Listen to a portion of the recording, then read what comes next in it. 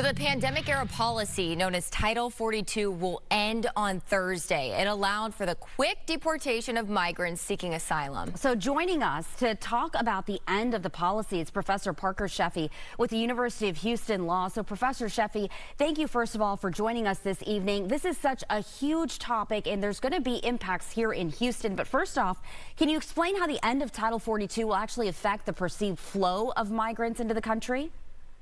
Yes, and I'd like to thank you all for inviting me and for featuring this important topic. In order to understand the impact of Title 42 and its termination, I think it's important to understand what Title 42 is.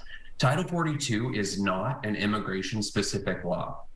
Rather, Title 42 is a health law that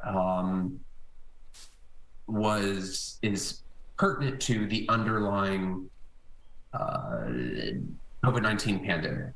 So by virtue of the fact that the pandemic is no longer seen as an emergency, the underlying basis for which Title 42 has been implemented has been repealed.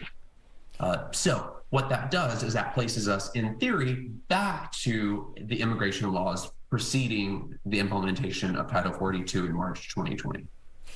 Yeah, and a lot of people are, concerned about those images we were showing about masses of people showing up at the border. But as a result of the end of Title 42, the Biden administration is actually imposing new asylum processing rules. So what are some of those potential implications of these changes? Yeah, I think there's three different buckets of people. Three different buckets of people who will be affected differently by the termination of Title 42.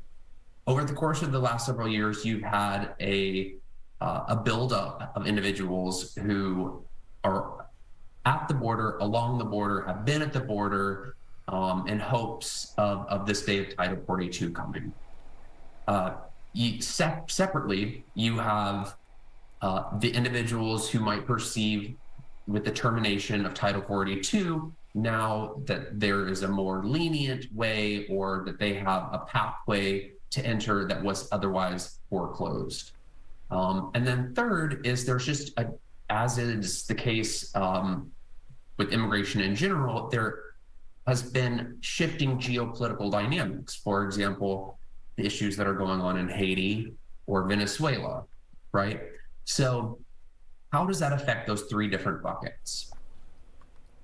The Biden administration has simultaneously, so on Thursday, whenever Title 42 is going to be rescinded, will simultaneously implement new asylum laws, new asylum regulations, rather. And so those asylum regulations will restrict the ability of essentially that second bucket, those individuals who think that because Title 42 has now been rescinded, that there is a more lenient way to come into the country. And the way in which that's being implemented is through a host of measures, but first and foremost, an individual who crosses at a port of entry,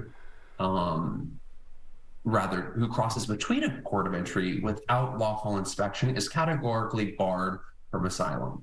That's not historically been the case. Historically, an individual who, whether they enter lawfully or unlawfully, have a claim to asylum.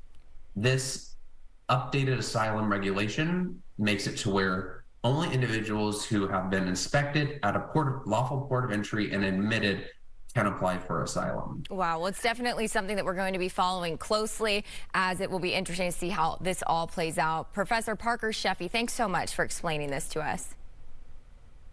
Of course.